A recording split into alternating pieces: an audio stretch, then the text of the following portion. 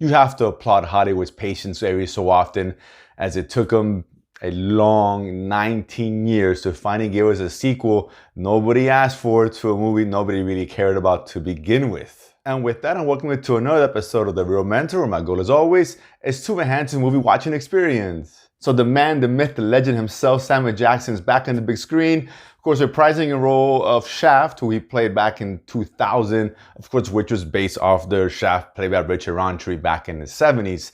And this one, again, I really didn't care about. I really wasn't looking forward to it. I vaguely remember the 2000 version of Shaft. It was fine, watchable, but pretty forgettable.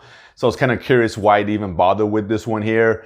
And, I gotta say, I wasn't expecting much, and I kind of walked out pleasantly surprised of what I saw. I mean, let me just say this right now, this is not a great movie, but it's still kind of mildly funny, mildly entertaining for the most part. Here we have, and that's because of the strength of Samuel L. Jackson, of which this movie would not work without. Now, in this one, we have, three generations of Shaft, if you will. We have Richard Roundtree returning, reprising, of course, the original role that he played. Although he doesn't have a large part in the movie, you see in the trailers, he pretty much shows up in the third act, but we have obviously Samuel Jackson. And then we have Jamie Usher plays his son, Shaft Jr., who obviously has an estranged relationship with his father, who obviously, was forced to abandon him when he was very young. And now he's now FBI agent. He's a data analyst specifically. And one day when his best friend dies and he looks into the murder, or he believes the murder of his friend, and when things try to escalate, he figures who can he turn to for help. He goes to his father, of course, Shaft Samuel L. Jackson. So let me start with what I really liked about this movie, and that's really first and foremost Samuel Jackson. I mean, he's great. I love Samuel Jackson, anything he does.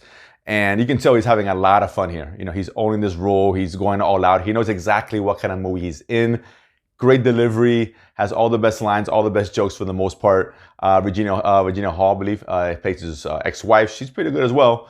And, again, overall, the humor is what really stood out here more than anything else. This is an action comedy, but from the action standpoint, the action is, pretty generic. It is what it is. It's not a big deal. You've seen this kind of action movies 1,000 times. Even the story behind it was okay. There's mystery with this, his son's best friend's dying when involved in this kind of drug ring and all that. It's pretty generic. It's pretty standard by numbers. It's not a big deal. The story is the comedy here, particularly with Samuel Jackson. Whenever he's on screen, the movie really shines. When he's not, that's when the movie suffers. But again, those aspects really worked and made the movie overall fairly entertaining. It's a still forgettable movie. It's not one you're gonna walk out and think about. Over the next few weeks, you'll probably forget about it by the time you get home or you grab something to eat.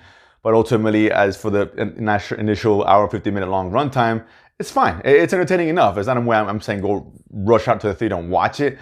Honestly, I think it's more you probably stay home and wait for video to watch it, because it does have its issues. And the big problem for me was Jamie Usher, who plays Shaft Jr. He just didn't work. It just seemed like he was in a different movie, and he was very goofy. He's a very kind of nerdy kind of kid, and he's in the FBI. Doesn't like to use guns, but he's a badass with the gun, which is kind of weird. But he just seemed off-putting most of the times. I didn't believe him. I never really liked him. I've seen him a few times, particularly in the remake of, the continuation of Independence Day. He was awful in. And here he's not much better.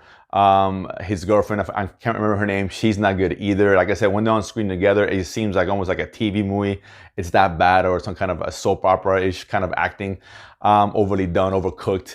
And it really didn't work, which is a shame, because, he's got a big role in this film. But again, luckily, he is saved by Samuel Jackson, who pretty much is carrying him with every scene that they're in together. And although, again, the movie is funny for the most part, again, the jokes are hit or miss. Some stuff works, some stuff didn't. Some stuff I was laughing out loud a few times. Other times I was like, what the hell am I watching here? But for the most part, it worked fairly well. I just wish it was surrounded by much better movie, much better mystery, much better performances all around, besides Jackson and Regina herself. Again, don't rush out and watch it. If you're a huge Shaft fan and we're looking forward to it, you love Samuel Jackson, fine, I get it. If you were kind of on the fence about this one, sure, I honestly believe that this is better watched at home, on streaming, VOD, Netflix, whatever. Eventually it's going to come out in one of the services. This is not one I really recommend to go in the theater. But I do recommend watching it down the road at home, because it is entertaining enough, just not enough to spend $15 tickets for. So Shaft, you guys are gonna watch it? Comment below, let me know what you guys thought. And of course, if you haven't done so already, subscribe below and feed money to go to the movies and talk about it afterwards. See you guys next time.